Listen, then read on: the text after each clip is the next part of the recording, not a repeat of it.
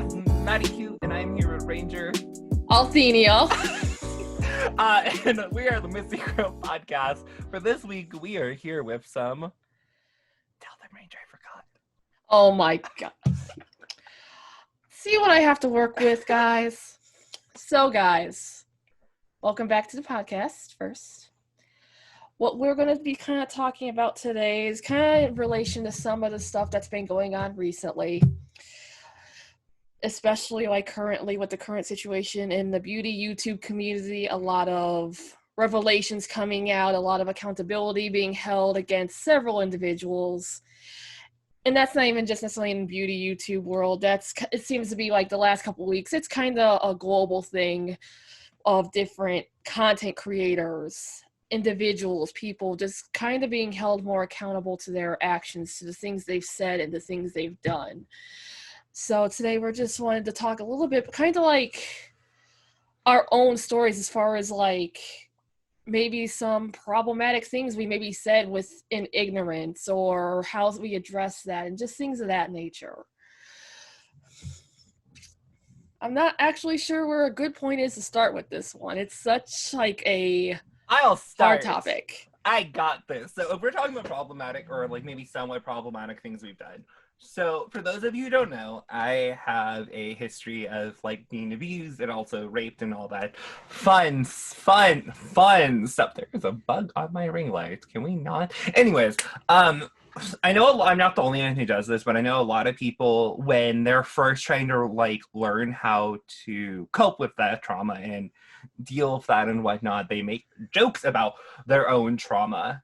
And I don't think there's anything wrong with that per se, but people need to be aware that certain jokes, even if it's revolving about what you dealt with personally, that if you say that in the wrong area or place or around the wrong group of people or wrong person, that can trigger someone. So it's kind of like knowing the time and place to make things like that. And also, I wouldn't publicly make jokes like that at all, even if it is a personal thing that you're dealing with, just because you don't want to trigger someone else by your coping mechanism. And when I was in middle school, high school, I started doing that because when I was 12, it was the last time that I was actually assaulted. And I say last time because I have a history of it when I was like single digits child. And I would make jokes about it and whatnot, trying to cope with it and like, learn how to process what happened to me and whatnot. And so it was just like a really rough time and whatnot, but I stopped doing that once I had someone who was a friend at the time. She was like, can you please not make jokes like that because it upsets me and it's like triggers me or whatever because of what I went through. And I basically I got a little mad because I was really snippy and beachness.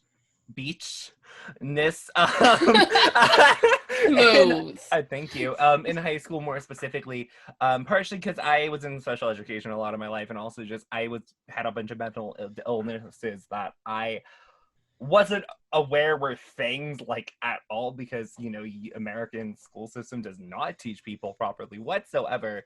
And so I was really bad at social cues and social interactions and stuff because of my education past and just growing up and a bunch of undiagnosed disorders and whatnot. So I was really ragey. I ended up apologizing later and explaining why I was making those jokes, and she understood.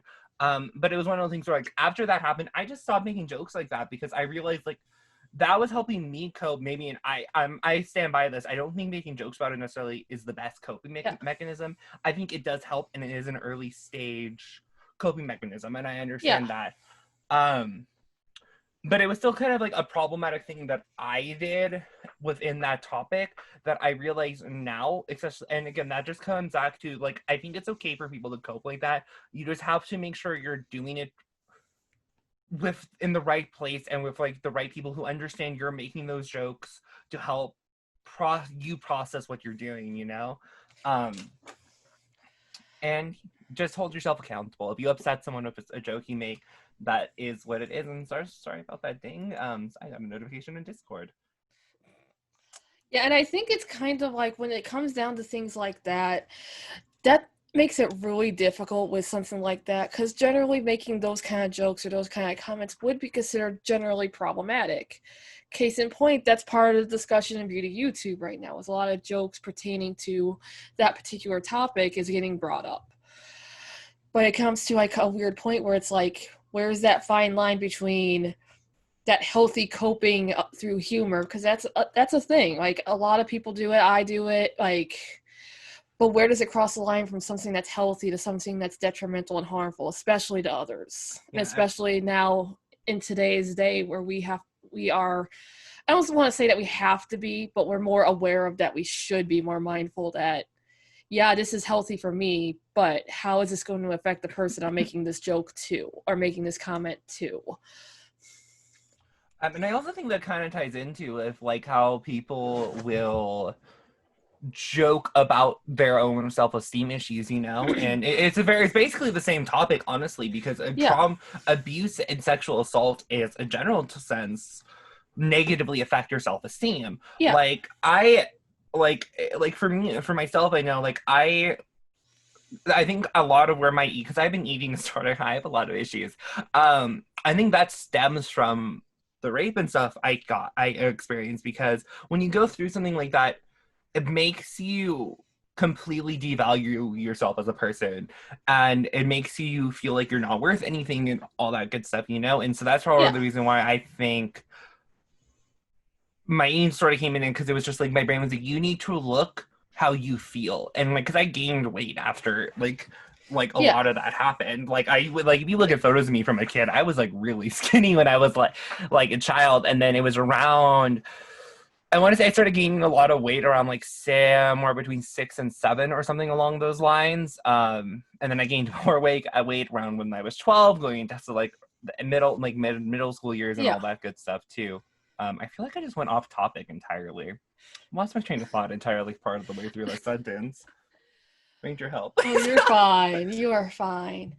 Yeah, no, like, it's just kind of strange, like, looking back on something like that, because I know even like in my childhood and everything, looking back at some of the things I said and did, like, I remember back in middle school, shocker, I mean, this is probably would be a shock to anyone who knows me now, I was incredibly violent in middle school, like incredibly violent. I didn't know this. I did Yeah. not know this. I want that on the record. Yeah, What? I know, I hid this one. Yes, I was incredibly violent as a middle schooler. This, I had some amounts of like, I'd had bullying issues with bullying, people bullying me in particular, just kind of a troubled childhood as far as like other things going on now. I'm not necessarily going to go into, but because this isn't the podcast for that for sure, but just generally Or it my is. behavior and stuff just wasn't good. Back then it would have just been called I was being a bad kid. Now it'd probably be called problematic. But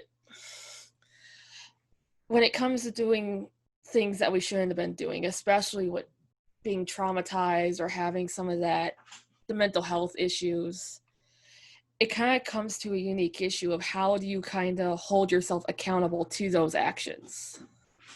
Like, personally, for me, it ultimately, looking back on it, I've spent a lot of time over the years, in part just because I'm a social worker, but in part because this is just personality wise what I developed into as an adult, is I like looking closer at myself, looking at my younger self versus now, and just looking at like, why did I do those problematic things? Like, why was I violent towards my classmates? I almost said coworkers, like I was working when I was 12. I mean, Man, classmates, coworkers, classes almost the same thing, really, when you think about it. towards So, my classmates, and like just the way I talked to people and talked to them and treated them and my teachers and everything.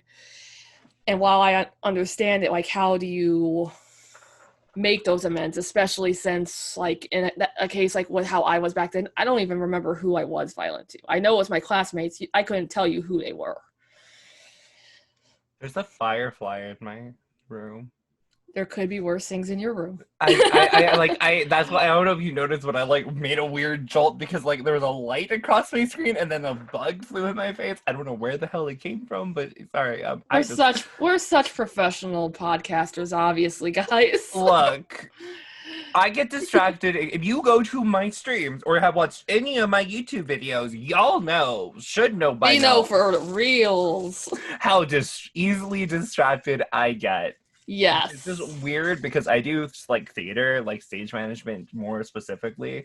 And so like how I managed to do that of how and not get easily distracted is like the only thing I do that I don't get to like distracted doing. So but that's like really, I don't know, that's like interesting. Like I did not know that about you. I feel like I know like a lot about you too, and I didn't know about that. Yeah, just strangely enough, like I've never really with you guys touched on like what my childhood looked like. Strangely enough, it's kind of weird now that I think about it. I've never really discussed it. I mean, we don't talk about like a lot of stuff. Like we've like vaguely mentioned like things here. Oh wait, about our childhood, but like I don't feel like we've ever really delved deep into like what we were like fully like back then. I swear to God, this fucking bug. It will not leave me the fuck alone. I know I smell delicious. I know I'm the full meal, but like this isn't for you. Thank you. And it could be, but yeah, no, like it's bugs. Yeah, I know it's a little strange because like we've never really talked about, but it's never really came up before. Yeah, and it's definitely not something I would generally talk about in the open. But I figured this is actually a good podcast to talk about that part. Very random. Also, just a quick note: ignore my background. I know it looks weird. I'm in the process of moving, so don't at me for my messy background, please, and thank you. Totally at them. Okay, you want to talk about some other problematic things that you've said without context before? Things that we talked about earlier, Missy. Yes. Yeah. You want to talk about your like lightweight racist comments? Well, actually, yes. Let's actually talk about that one because that's going to kind of more so touch on the next kind of thing about accountability I wanted to touch on anyway. I think that this is actually I think a good tie-in actually, but that's why I brought it up. Okay, so. Since we're spilling the tea on ourselves. So I was telling Maddie about this earlier, man, because they wanted to know since I brought it up that this is kind of what prompted me to think about this topic, and I'll kind of explain why after I tell the story. So back when I was probably around 13 years old-ish, that feels like a bazillion years ago, probably because it is. Isn't that almost 20 years ago? Why you gotta do me like that? Why you gotta do me like that? Because I can. Why? Anyway, so back in the Stone Age. Don't say that. I'm not even 10 years older than you. Don't say that. You mean younger than me? Yes. Yeah. I know I look at 19 people, but like, come on. Back then there wasn't Facebook and Reddit and Twitter and all of that. But back then we used to do more like the web forums, if you guys know what that is. Web forums? Think Reddit, much smaller, focused topics. So take a subreddit, and instead of having it just be one subreddit, that subreddit, all those posts are broken down into smaller subcategories. Why did I not know this? I should have known this was a thing. Yeah, a normal lost phone actually has a normal lost phone actually has like a thing like that. So if you guys ever want to like see like something like that specifically, I would definitely maybe like we'll edit in a photo or something what a web form looks like. I'm lazy. I don't have time for that. I think we're too lazy for that, but anyway, so back then we were on web forums, and I was on them a lot because I was an antisocial 13-year-old who had just gotten out of my violent phase. It was on to my anime-loving, going online and doing nothing on my computer phase. So, okay. I was a lazy child, okay? So, this was also around a time where a lot of these forums started having more, like, even regards to the topic. So, like, all the ones I was on was, like, anime-related, or again, this is going to be a term probably nobody knows what it is. Pixel dolls. Related to pixel art and pixel dolls. I know what pixel art is. Zero clue what pixel dolls is. Would you like to elaborate? I'll actually have to show you those. But basically pixel dolls are basically it's pixel art where you have a base pixel image that someone created and you draw on it. Super adorable. Super cute. Okay. I might have to show you guys if I could find all my old ones that I made. But anyway, so on a lot of them, they started having more like debate type forums or discussion type forums about different topics. Well, the one for this story in particular was an anime one, and I might have actually, was I a moderator on that one? No, I wasn't on that one. I was on a different one. Anyway, so part of the discussion was just about anime, or Western anime versus Eastern anime, Japanese anime versus like Western cartoons, things of that nature. Well, in having this discussion, one of my contributions to this discussion was just generally about how I really enjoyed anime, because I'd gotten into it about 2 years prior and I really enjoyed it. But in this post, I used a term I'm not going to say on camera since it's a slur. And if you don't know what it is, it's basically just shortened version of Japanese to the first three letters of Japanese or Japan. Yes. So at the time, I was just being a lazy 13-year-old. I'm like, I'm just going to shorten this word down because I'm lazy. Well, of course, that's a slur, which I didn't know at the time. And a couple of the other forum members or people had to be like, hold up. Hold the front That's door. cool and all. You can't use that word. Well, why can't I use that word? Well, that's a term that originates from I think it's Pearl Harbor. I don't remember. It was it was like the whole Pearl Harbor World era. War II thing in Japanese. And it's a slur for Japanese people. It's a very offensive term. You shouldn't use it. It's offensive. And I was like, oh, fuck, man. I didn't mean it like that. So I ended up editing the post and apologizing. I think I vaguely remember doing so, but I'm like, oh, I had no idea, none, zero, zip. And I said this horrendously racist word, not even knowing that's what it was. Ergo, that was my first introduction to racial slurs, incidentally. Wait, was that literally the first racial slur you were aware of? I think it's the first one I became aware of. That's weird. How did strangely enough. Because you would think you would have learned about the N-word or something before that. I think accidentally I just was never introduced to the N-word, because in the household I was raised in, that was a banned word. It should be a banned word in general, but yeah. Well, I mean, I learned that the N-word and stuff from school, and the same thing. I'm gonna call it the J word.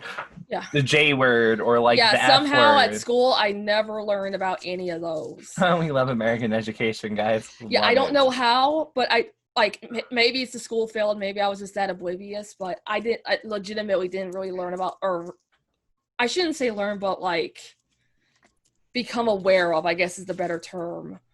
Yeah, I mean technically slurs. Either one I think works. Yeah, I think it kind of works either way. Because racial slurs are something you technically should be learning about in school and where those origins are, even if it's from historical movies where those people, the people who they refer to say them.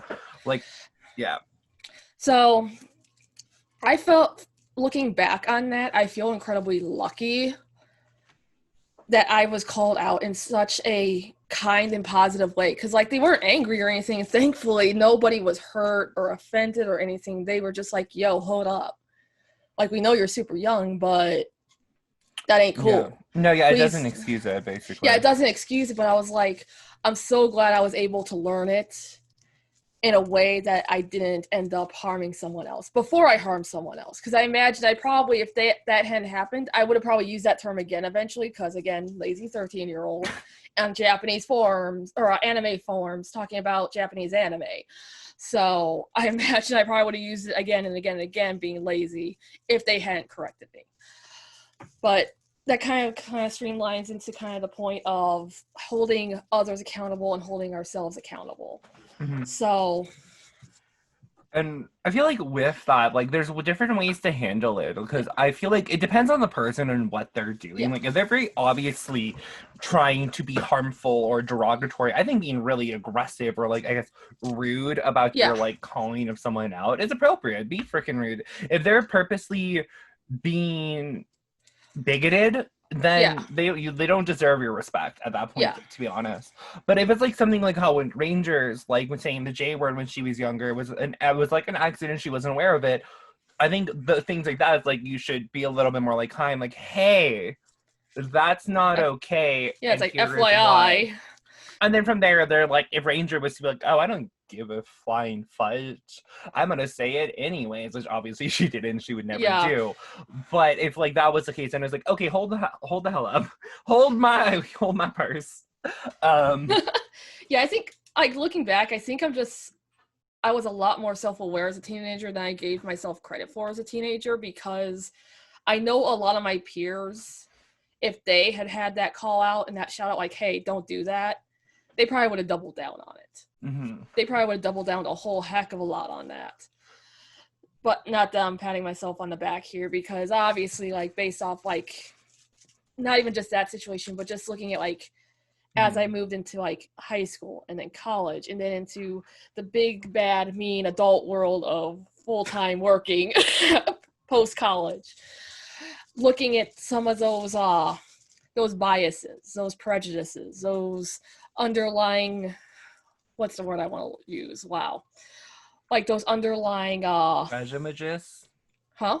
Prejudice. Yeah, it's probably prejudice. That's actually the term I should be using. But... Oh, I love how y'all you're just so used to my like bullshittery with my words that you're like, oh yeah, I know what you're saying, even like you're not saying it even remotely correctly. Yeah, well, it's like trying to, again, holding oneself accountable. Like, it's important for us to hold other people accountable. Yeah. Like, I know, like, in all the discussions we've had about, like, Black Lives Matter, and even, like, the discussions around, like, J.K. Rowling and her unfortunate bullshit. That she is so excessively transphobic. Childhood ruined, guys. She was my childhood hero, and I hate her now. Like, no. Oh, yeah, she's a terrible person. She freaking she unfollowed and I think even blocked Stephen King for coming out pro trans life, you know? Yeah, so... or like transgenderness, whatever. But again, that could be its own podcast on its own, is my hatred of her now and how J.K. Rowling. How disappointed I am in her. But that's a different podcast for a different day. Actually, kind of is and kind of isn't, actually. Funny. I kind of want to do a podcast now that's just labeled problematic J.K. Rowling. Yes. And this is why you shouldn't like her. But actually, that kind of is relevant to this discussion too, I guess, to a certain extent. But I totally got derailed, so I'm like, wait, what was the point I was trying to make? Oh, right. Self-accountability. So just kind of looking at those internal biases, because it's really common. Like, most people have them. Like, I know personally for me, I was raised in a household that was, for the most part, very open and accepting. But even within the household that's really open and accepting, there was still some racial prejudices and sexual prejudices and I don't want to say sexism necessarily, but some gender role type stuff going on to a certain extent. Like stereotypical gender kinda, norms or something. Yeah. Okay. A little bit. So like growing up with that, as I would say overall, somehow, like, I think because of, and both because of and in spite of, it's weird, I've grown up to be a very accepting of overall. Mm-hmm. Even though even then that's taken time to get to that point. Because, like, I remember in college being mind blown at the idea of polyamory, actually. I love the concept of polyamory, but I feel like polyamory as a general sense, I feel like could be a podcast, because there's like so much to that. Ooh. Oh yeah. I'm happy I have my pop filter now, because that was a buffer for me to not hit my own mic, which I'm which I do a lot. Like, yes. If you're in my streams, it happens at least once during my live streams. Yes. But no, like accountability as a general sense is like really interesting, because like, especially when we're talking like you mentioned earlier of like the beauty gurus and stuff like going on, like at this point I think everyone's on board with like Shane, Jeffrey, and I think even Tati's now in this boat are like canceled, because I remember seeing the post where it's just like around the same time last year is when they tried to pull this up with James Charles, which most of that stuff that like I think from my understanding, the stuff that like Tati tried to say happened didn't actually happen, or it wasn't Jury's nearly as severe, I think, as her and Jeffrey tried to make it seem like. But then it also has been come to light that Shane also was is also, manipulated by yeah, Shane. So and like Jeffrey, jury, yeah, I feel like the jury's still out on Tati, but I feel firmly the tide is turning to Shane being canceled for sure. yeah. And there's no idea as far as Jeffree Star. Like, I mean, him and Shane are extremely problematic. I know Jeffrey has, I believe, done and said a lot of like super racist things. I think I haven't really seen a lot of the Jeffrey stuff. I just know he's a horribly problematic person, and a lot of people have come forth about how problematic he yeah, is. Whereas Shane, I've literally seen his blackface photos.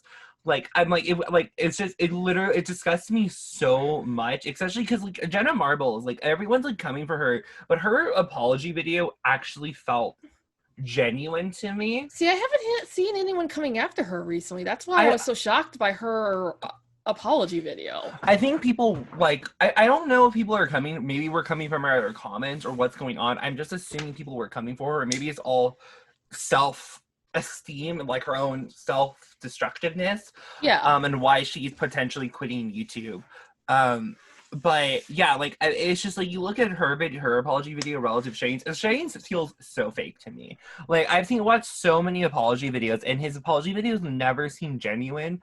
And when you look at the two of them, Jenna Marbles has either taken the videos down or at least privatized them. So yeah, you're no longer able to see some of her problematic stuff that was like pretty racist and like blackface. yeah, Whereas Shane, who literally painted his face black, which is like blackface in regardless is bad. yeah. Jenna, at least I'm not gonna say at least, but Jenna didn't actually paint her face black.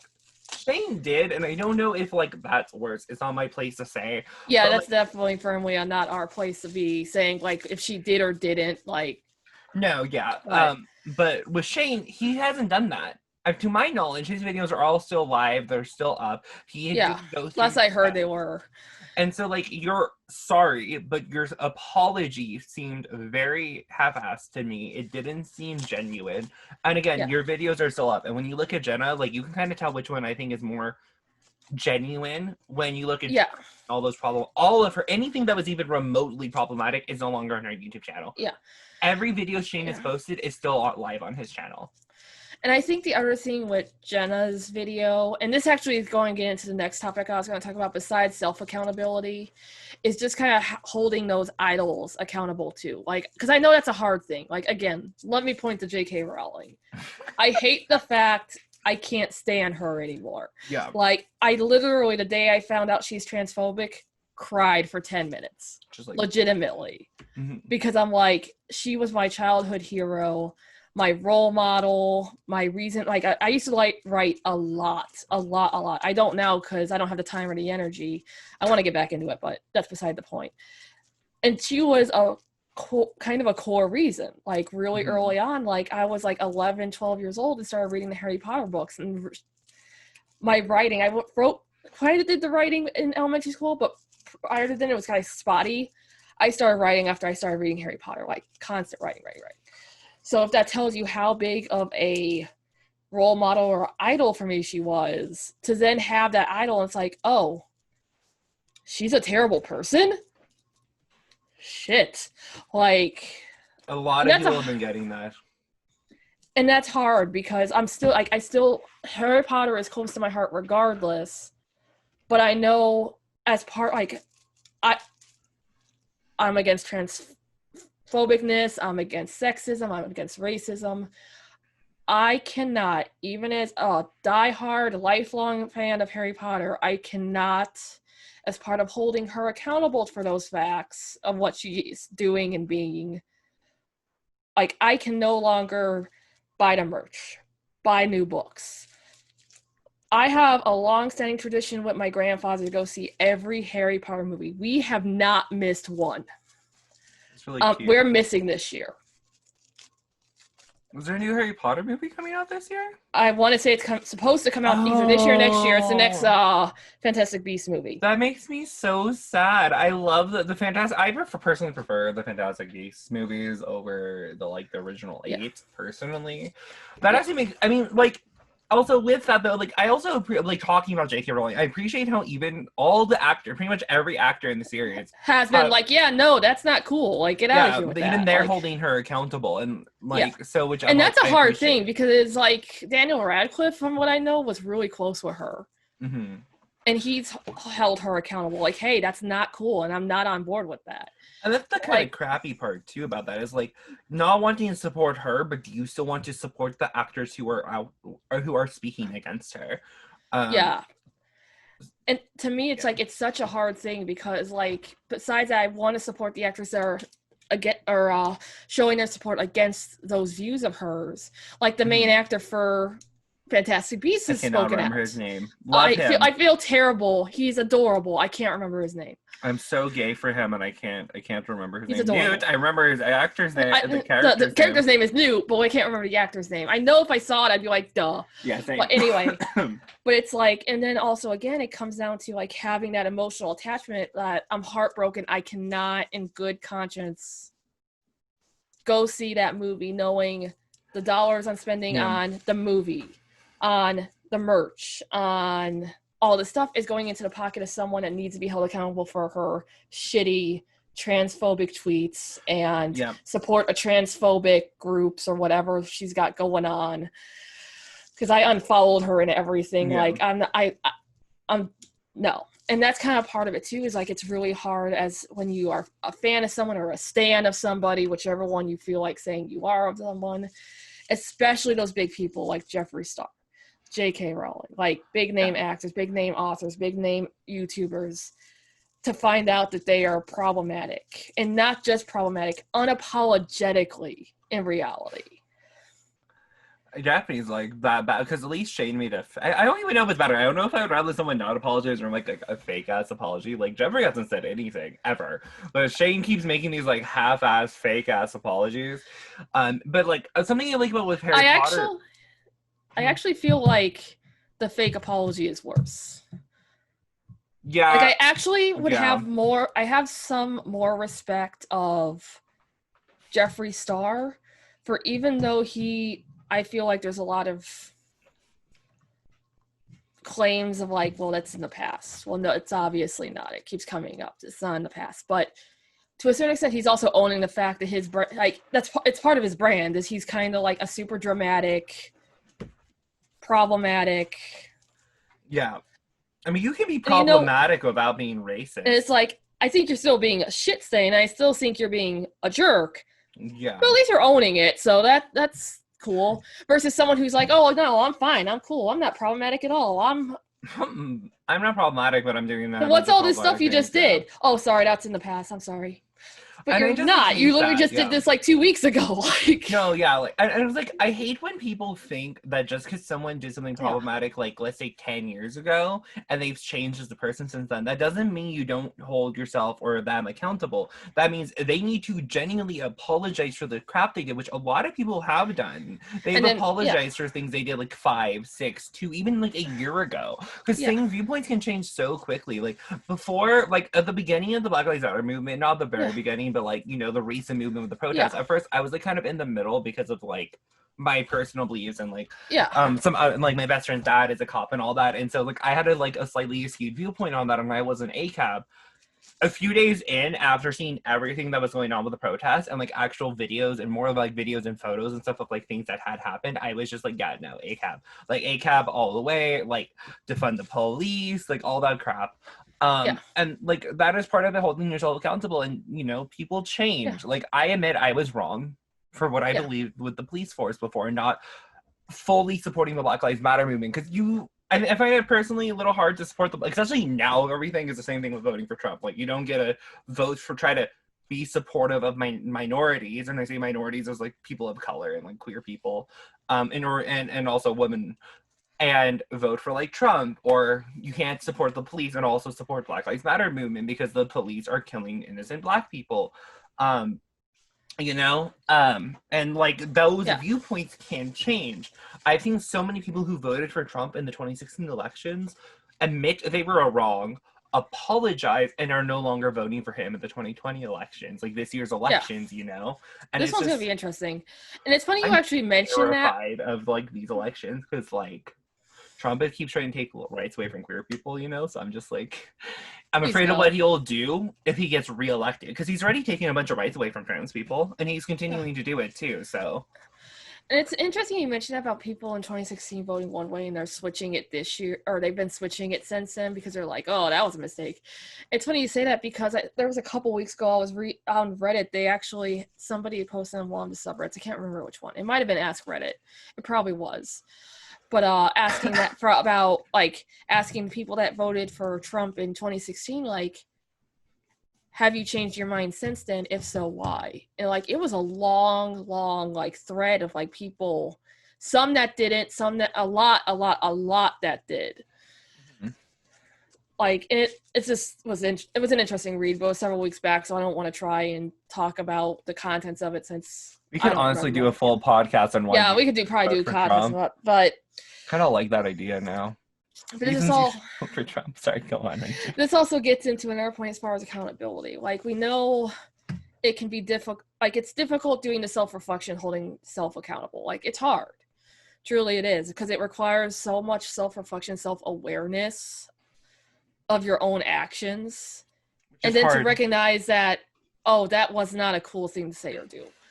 Then holding our idols accountable again is hard because there are idols. We don't want them to be problematic. We don't want them to be doing stuff that's cruel or mean or evil or racist or sexist or any of this stuff. So that's hard. But then another part of this too is as far as holding like our loved ones accountable, our friends, our family. That's its own special kind of hell, I'd say. And I know that's something kind of we've been doing over the past couple of weeks, just because we've all been navigating, especially again, coming back to the Black Lives Matter. Because I know we've all been coming at it from, and by us, I mean like Maddie, me, the mod team for the stream. We've had a lot of discussion about it. And just kind of growing through the process, I guess is the way I'd put it. And trying to figure out.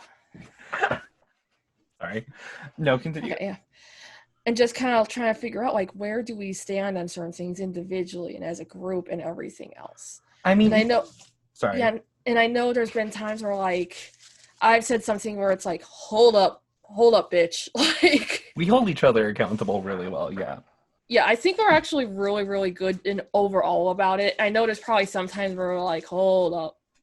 Is that not? Is it? But I think overall we tend to do a really good job with each other.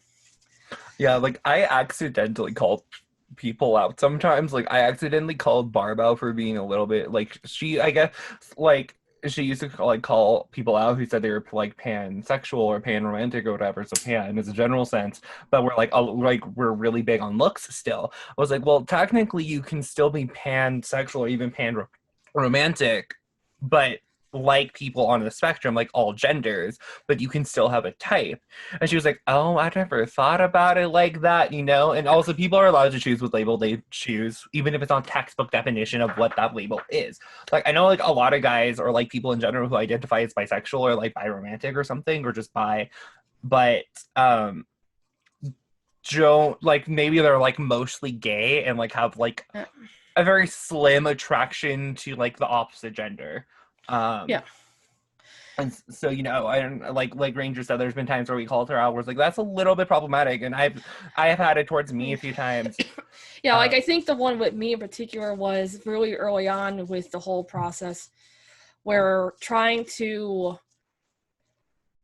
it's not all lives matter. It's the other one. It's not all cops or whatever not all police or whatever. Especially since I married into a family that is almost literally all cops. So kind of coming into it and being like, but not all of them. But it's like, that's not the point. Yeah. That's not the point at all. Yeah.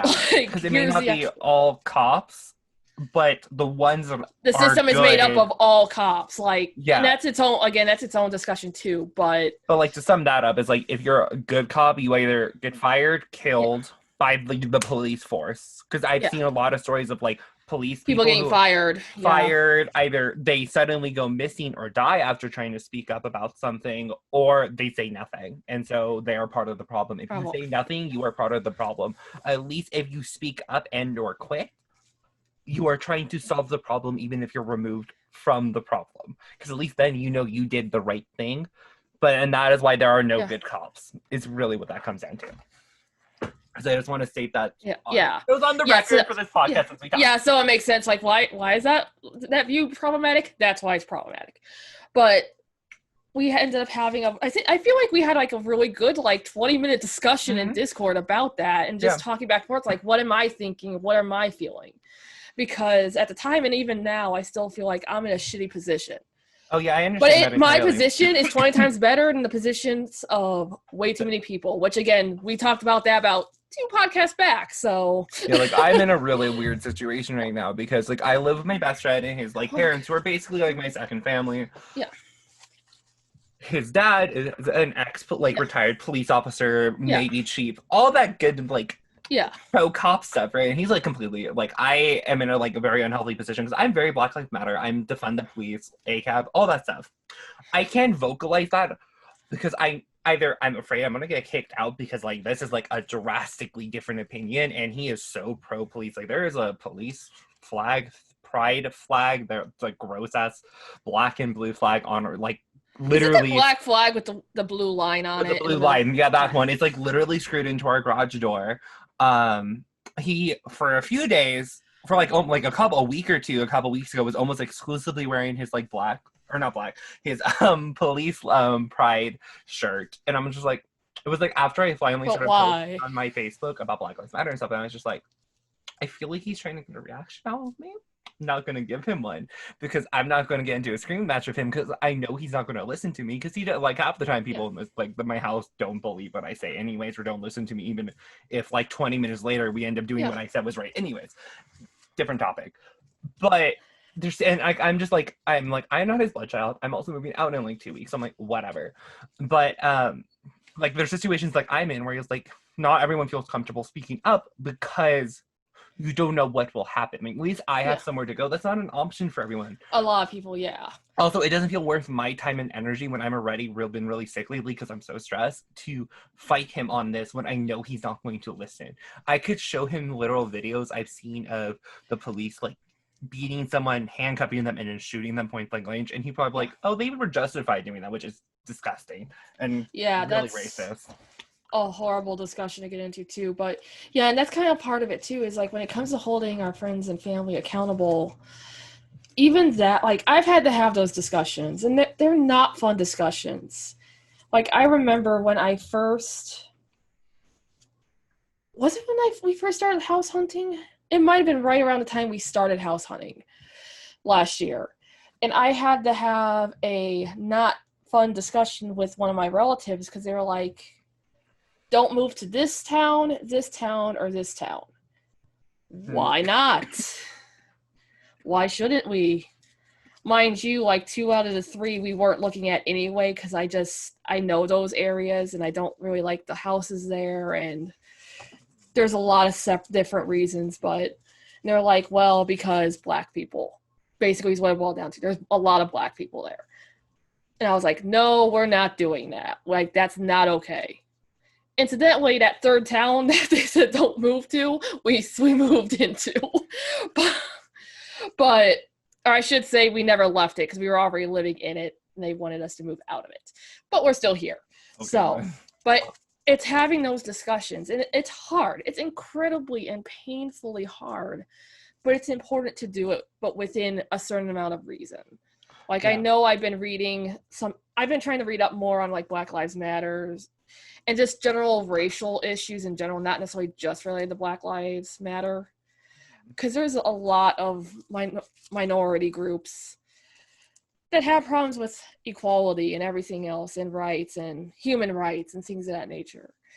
And part of the discussion I've been reading the last couple of weeks is know where to put the energy, basically.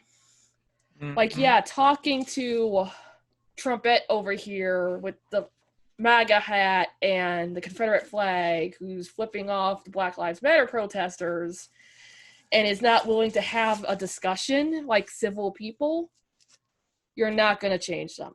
Yeah, it doesn't matter how many facts you give them. It doesn't matter how much you show them that everything's cool, everyone's peaceful. It's just about human, because it's not about that.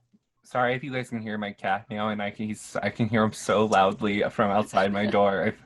But no, I mean that goes back to why I'm not talking. Excuse me, why I'm not really bringing up anything with Father Q, because I'm just like, I can tell he's been tries to get a reaction out of me based off the fact when he was wearing his like his black police pride shirt that he was he was like wearing it basically every single day for at least a week, if not longer, or like every other day for a couple weeks or something.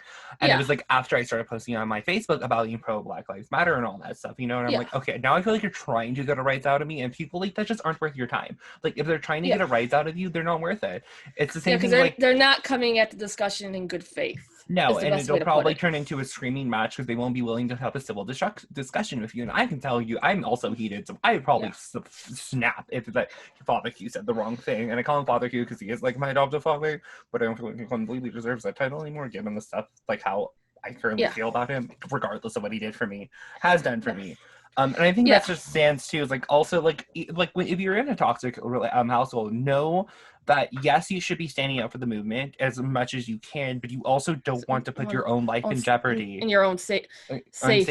As a safety, as a general sense, whether or not that means not getting kicked out of your house or getting abused, whether that's mentally or physically, like you need to make sure you're in a good position. It's kind of a similar thing to like coming out. Like don't come out if you know you're not in a safe to do so.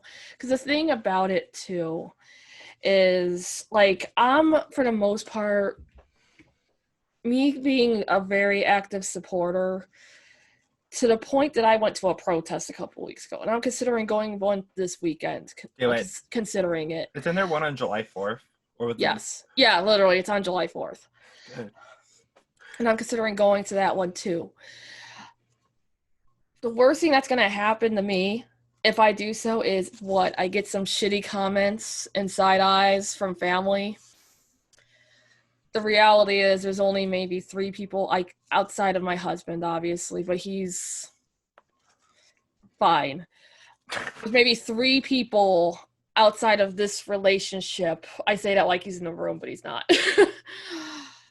That I would honestly give any care to their view.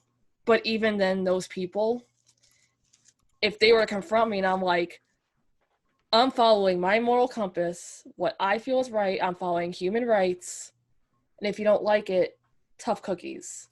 And even with those people, it's going to be like, bye.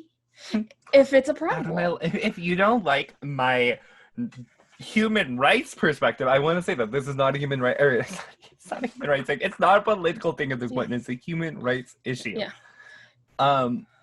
And thankfully, those couple individuals that I actually do have some amount of care are also generally the ones that, whether they agree with me doing it or not, they know that I'm very much like my grandmother in that I have no fucks to give. And just also they're like, you're being you, whatever. Not that that's a really good view either, but no, it's not. Like you can respect, like you can like respect my viewpoint and not want to talk to me about it, but if you tried to like tell me anything different, I would literally snap at you, because like you don't get to not support this movement without being racist is basically what it comes down to. Which that's a whole discussion as far as some of the family and friends I have around me, but yeah, like it gets back to the point, holding people accountable, holding ourselves accountable. It's hard. It truly is. It's probably one of the hardest things someone can do, just because, again, of how much self-awareness it involves, how having those hard discussions that are not easy to have. They aren't. Thinking back on that discussion about where we were going to move to with that one relative of mine, I was so anxious the entire time because I love them, but they are wrong. I can't say wrong enough times. Just like wrong times infinity sounds about right. Yeah. And it's not fun. It's hard. It's emotionally draining. Yeah. But as much as we can, because there's limits, like, again, there's going to people you're not going to break through to them. You're not. But it's important to have those discussions as much as we can and hold people accountable as much as we can to try to, like, change the climate, change the world, change the way it's going. Because, like, even, like, if I were to only, by doing what I'm doing, to what extent I'm able to do it, change even just one mind. Or one person that's on that fence of, like, well, the protesters are right, but the police are okay too. Like, no, if we can sway them, like, hey, this is why they're not. Yeah. And here's how it needs to be fixed. And here's how we need to, like, get rid of the systemic problems. And, like, that's one more person that isn't being problematic. Yeah, and with that, I mean, because we're talking about it too, it's just, like, with the whole energy thing, like, people like that who you, like, if you are able to have a civil conversation with, and they'll like, you think there's a chance you can get through, or at least know they'll have a civil conversation with you, those are the people that are worth your time and energy. Because you're not going to, like we said, you're not going to change Karen over there or Chad over there who are going to just have a screaming match with you because they think you're wrong. Like, but you look, there's so many videos like that where a Karen or Chad just come up to someone and are just, like, screaming at people protesting Black Lives Matter. Like, why are you being like this? Like, what is your problem? I've dealt with protesters like that as a queer person too, from, like, going to pride festivals, or we used to have, like, some protesters who went out when I was part of the gay prom committee from where I grew up in, the town I grew up in, because I was on that committee, so I had to go to gay prom for a few years. That's actually really cool. Yeah, I did it for, like, I think I was on the committee for, like, 4 or 5 years or something before I just completely stopped going to the queer support group I was going to. I was like, I'm bored. I was like, I got busy basically with, like, high school, and I was able to go until I was, like, 20, but then, like, I was busy with, like, college and shows and all that. So yeah. But anyways, yeah. So it's just like I think a really big thing is know where to put your energy. Trying to get in a screaming match with someone is not worth your time and energy. At all. Like, I know that sounds probably kind of crappy, but it's kind of true. Like, it's better for you to put your time and energy towards someone who will actually listen to you, who has a different viewpoint right now because of maybe how they were raised or whatever, which isn't an excuse for being a bigot, but, you know. Then, again, Karen or Chad over there who are just yelling at you for having different human rights issues. Yeah, because, like, even that same relative who was like, you shouldn't move to those 3 towns. Just a couple weeks ago, I had a discussion with that same relative where I was talking about the protests and, like, well, they need to keep it peaceful. What do you mean? Like, outside of situations where there's other instigators, either the police or someone else instigating, they're being peaceful.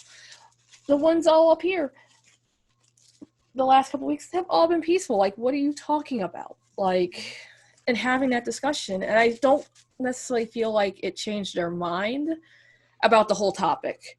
Yeah. But it seemed like it made them think a little bit more like, okay, just because some shitty news source says they are all violent and they're all doing all this stuff that's bad, and I put bad in quotes for a reason. That's somehow suddenly factual, because if you actually do your research, I'm sure there's some protests that, like, some of the protesters maybe were the actual ones who had started the riots, and even then, like, the riots, I think but then there's probably an argument of, like, was that the original intent, was it not? But and even if it was, like, at this point, people are, like, peaceful protests are only doing so much. It's like, I mean, there are actions being done, but a lot of it is happening in cities that riots formed because the police are the ones starting it. And there's actual photo, if you look at it, there's photo and videographic evidence from most of the riots where it was undercover police officers who threw a water bottle, and suddenly the cops were like, we need to go beat everyone's skulls in because a water bottle hit us. Oh no, or not didn't a water even bottle. hit us, was just, like, thrown behind them, and suddenly it's like, oh no, we're getting assaulted by an empty water bottle that literally won't even hurt this in the slightest. Like, time to start a riot. Like, it's all jacked. It's such a mess. But, like, even just something like that, because, like, the change isn't drastic in this discussion I had. Like, I didn't suddenly change them from being, I don't know how to put this, like, a bigot. I'm sorry, but that's like, well, that's actually what it is. But I feel like the kind where they're not even aware they are. Like, it's one of those. Like, they're in denial about their own bigotry. it's baby steps with some people. Like, not Yeah, everyone's going to realize their mistake right yeah, away. Like, I mean, like, well, we were no, talking about earlier how I was like very much, it's not all police when like a month, like, oh, like what, a month and a half ago or something now, but like when the protest, right before the protests, like, were really, really starting. And Barb was like, almost unfriended me because of it. yeah, And like, then again, give it a few days after like thinking about my discussion with Barb and also again looking at stuff yeah, like I don't get how people don't support the Black Lives Matter movement and still support the police when yeah, you literally are seeing people getting killed and majorly injured, like permanently like damaged, like whether that's brain damage or losing their eyesight yeah, by the police during these like protests, and that's not okay. Um, I was just like, you know what, I was wrong. And that is yes, huge. You need to, you can change your viewpoints at any yeah. time, but you need to be willing to say that you were wrong, or else your change in view doesn't really hold value, in my opinion. And I would argue the same thing if with queer rights. You can go from being super homophobic, but if you don't apologize, like if you're like used to be really homophobic and now you're like pro LGBT rights or whatever you want to call it, if you don't apologize for those past actions, it doesn't really hold a lot of weight. I feel because I think because you're not really holding yourself accountable for your past mistakes.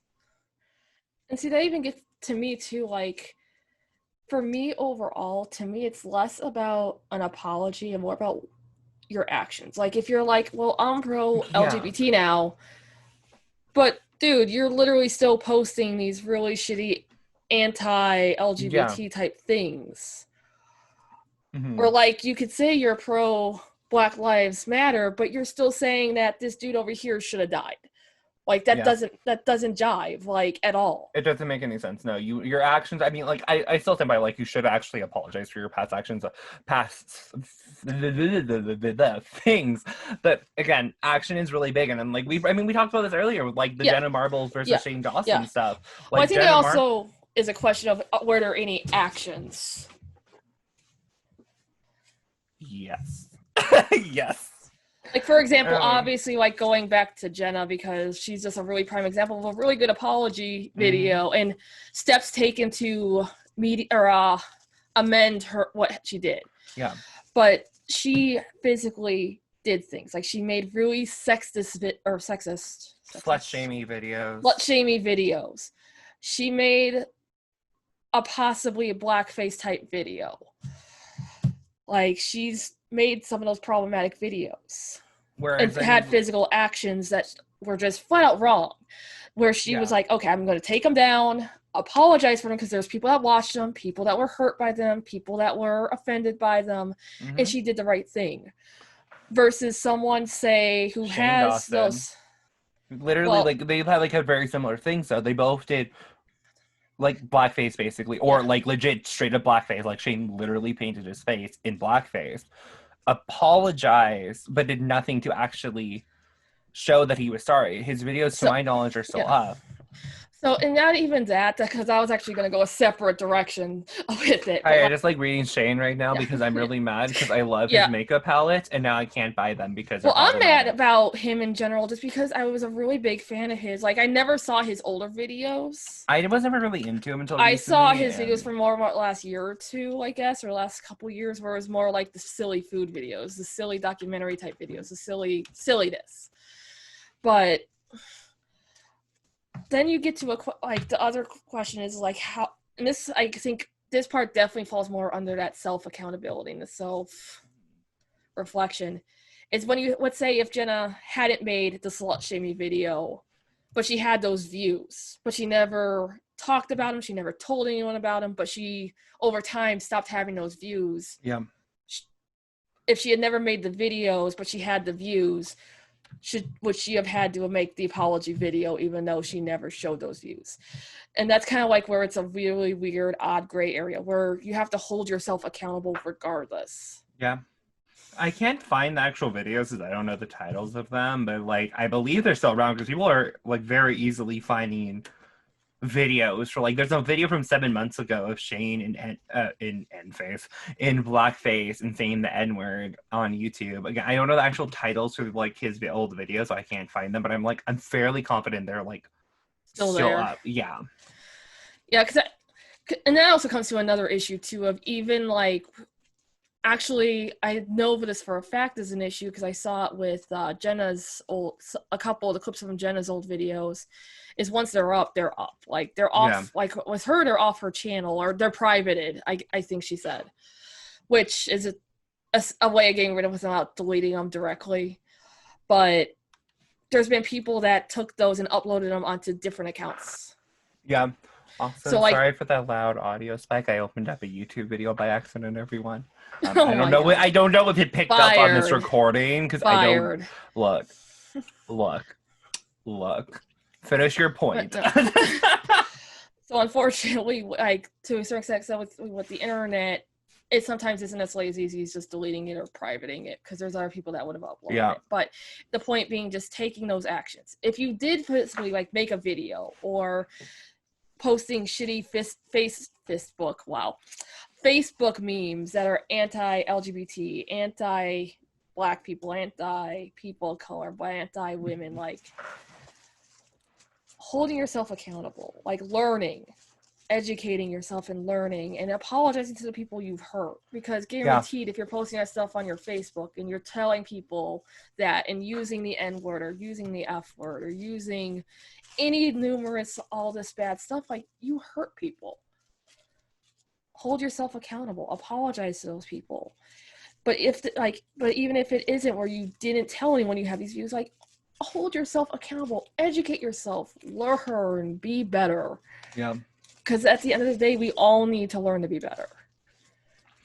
And on that note, I think that's actually a really good note to end this episode on. Yeah, I'd say so. Because I think we covered all. Because this was like a rain. Actually, like this was really random. Like it was like really random. It was something Ranger was like, "I want to do today," and I was like, I completely forgot." That's why it's completely like off. That's why it's kind of completely off the rail, guys. Because we literally were like, "We're gonna do this today." We had no write up. We had no like checklist of things we wanted to touch on. That's why it's kind of touch and go on all over. We both have been so busy that the next like few podcast episodes honestly might feel a little spaghetti-ish. Yeah. Which I mean, it fits our personality, so if you guys don't like it, sorry, not sorry. But this is also how we are on this when we do our co-streams too. Like this, these are more like the kind of discussions we have, like not scripted, not checklist or timelined or anything. Just kind of.